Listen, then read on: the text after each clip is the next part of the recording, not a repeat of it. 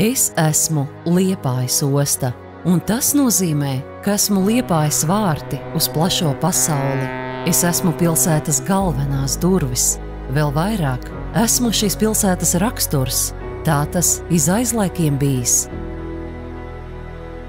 Pilsētas, kurām ir savas ostas, elpo maķenīt citādi un plašāk tās domā. Esmu Liepājas osta. Rītos, vakaros, naktīs un dienās esmu nemitīga, tāpat kā Baltijas jūras ūdeņi un šie krasta ļaudis, kuri kopēji mani ir radījuši. Caur mani elpo pasaules dvaša, un no manis pasaulē dodas Liepājas elpa. Elpa un izelpa, dzīvība, dziļa un plaša.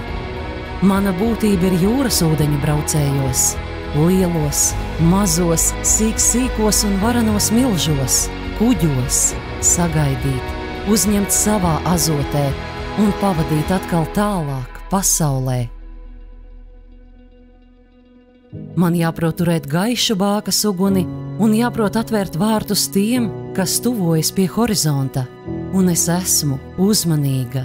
Man jāuzmana savi loči, kuri steidz palīdzēt kuģiem nokļūt pie manis, noenkuroties, pietauvoties un attauvoties, pacelt enkuru un doties atkal tālāk. Manī ir milzu atbildība, jūra to prasa. Būt maizes devējai un reizēm miera ostai, būt savai īstajai vietai arī tiem neskaitāmiem vīriem, kuri ikdienas šeit strādā.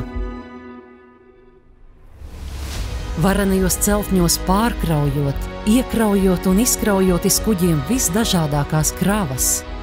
Es ļoti lepojos ar saviem vīriem, ar katru. Mēs nevaram viens bez otra. Būt ostas vīram ir stipra izvēle. Esmu osta un nevaru atļauties bieži būt sievišķīgi vāja. Man jābūt stiprai savā mierā.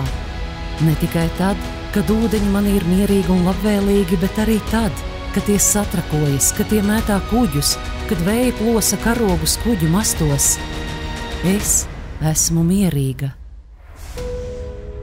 Turu roku uz manu vīru platajiem pleciem, jo esmu osta.